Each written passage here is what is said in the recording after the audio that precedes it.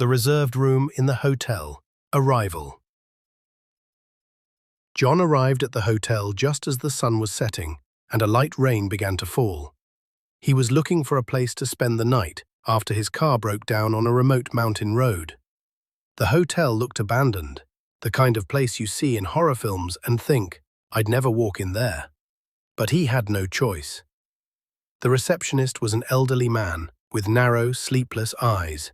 When John asked for a room, the man replied with a strange tone, "All rooms are available, except one. Room 313. No one stays there, not since the incident." John, ever the skeptic, smirked and replied, "Incidents help me sleep better. I'll take it." The man stared at him for a long moment, then pulled out a rusty key and placed it on the counter.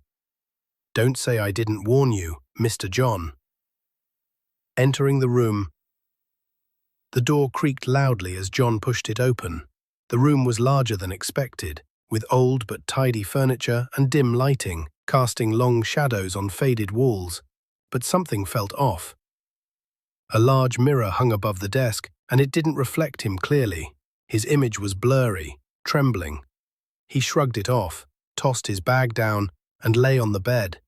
He was exhausted. The midnight knocking. At exactly 3:13 a.m., John woke up to 3 slow knocks on the door. He sat up, frozen, silence. Then he walked to the door and opened it cautiously. No one was there. But at the far end of the corridor, he caught a glimpse of a tall shadow slipping around the corner. The next morning, he asked the receptionist about the security cameras. The old man looked at him for a long time and said, "They've been out of service for years. Even when they worked, they never showed anything from that room." The phone call.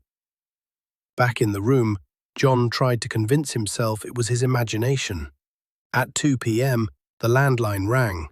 He picked it up, expecting a wrong number. But what came through was a cold whisper. "You are not the first to stay here, and you won't be the last." The line went dead. The repeating dream. That night, John had a strange dream. He walked down the hotel corridor. All the doors were open except his. Behind him, he heard heavy breathing. Then a deep voice said, "Go back, to the room." He woke up, drenched in sweat. The clock read 3:13 a.m., and once again, he heard the 3 slow knocks on the door. The changing photo. On the table there was an old photograph of a family, a man, a woman, and 2 children. He hadn't noticed it the first night. By the third night, one of the figures, a tall man with unclear features, was staring directly at him. The next day, the rest of the family had faded from the photo. Only the tall man. He stumbled out of the bathroom to find the room filled with thick fog, even though no windows were open and no heat source was on. Living worn notes in his journal. He heard a strange sound, like a heartbeat. It pulsed from the walls.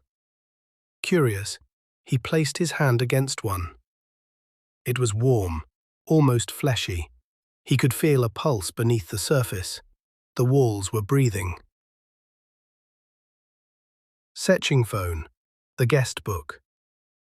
Searching for his phone, John opened a drawer and found an old notebook. Its pages were filled with red and black ink, all handwritten warnings. Don't open the door after 3. Never trust the mirror. The room eats time. I'm still here. The final page was signed John H. His blood froze. The name was exactly like his, down to the first letter of his surname. The end. Living wall response. John decided to leave immediately. He packed and rushed to the door. It wouldn't open. The lock was jammed.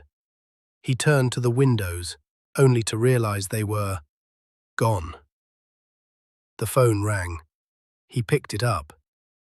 Nothing. Then he heard the voice of the receptionist. Not from the phone, but from the mirror. You entered the room, and the room doesn't let anyone leave. John looked into the mirror and didn't see himself. Instead, he saw another man, standing in his place, smiling wide and maniacally. The man was him, but deformed, twisted. As he screamed, the lights went out. Epilogue. The next morning, a new guest arrived at the hotel. He asked for a standard room.